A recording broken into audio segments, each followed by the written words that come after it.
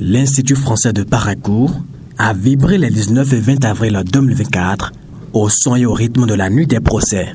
Étant à sa deuxième édition, cette initiative qui émane de l'organisation non gouvernementale Esprit Juriste, présidée par Ezekias Biaou, a attiré l'attention du public sur le rôle des jeunes dans la lutte contre la cybercriminalité et les violences basées sur le genre.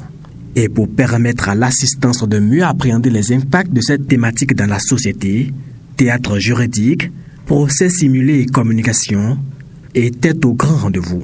C'est vous êtes le nouveau habitant dans le quartier, non? Donc je vous vois, c'est vous êtes toujours frère. Vous avez quitté Dan, vous avez pris Webers. Ah bon? Maintenant, vous avez pris une voiture Lexus. Alors que moi, j'ai même pas une bicyclette. Aidez-moi. Ce que vous faites et vous avez l'argent là, mettez-moi dans le domaine. Nous partons du constat que la cybercriminalité est un fléau qui doit être éradiqué pour le développement économique et politique de notre pays. Nous sommes dans l'actualité du pays où beaucoup de jeunes s'adonnent. 60% des cas de cybercriminalité sont essentiellement des étudiants et nous ne pouvons pas rester bras croisés. Il faut que quelque chose puisse se faire.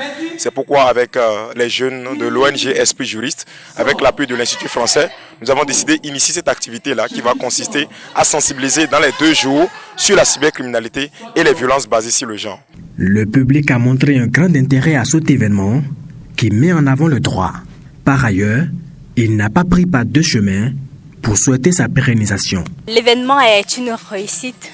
Les acteurs ont bien joué, ils nous ont émerveillés et tout. J'ai appris beaucoup sur la cybercriminalité, les violences basées sur le genre. Ces procès simulés nous ont vraiment permis d'en apprendre davantage. Ça a été une très belle leçon. Et à l'ONG Esprit Juriste, félicitations, tous nos mots d'encouragement. Nous avons assez de droits que nous méprisons d'ailleurs même.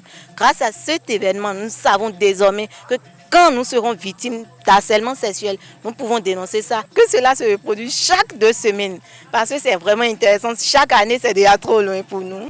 Esprit Juriste ONG a pour cible principale les jeunes et les personnes vulnérables. Quant à ses actions, elles ne se limitent pas à la sensibilisation sur les impacts de la cybercriminalité et les violences basées sur le genre.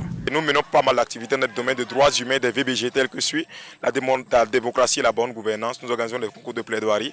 Le développement de notre pays, c'est la chose de tout le monde. Et ces fléaux de cybercriminalité et de violences basées sur le genre ne peuvent pas nous permettre d'aspirer au développement commun que nous voulons pour le bien prospère. À noter que les participants ont été également outillés sur les procédures judiciaires à entreprendre en cas de violation de leurs droits. Le rendez-vous est pris pour l'année prochaine avec d'autres thématiques encore plus accrochante que d'actualité.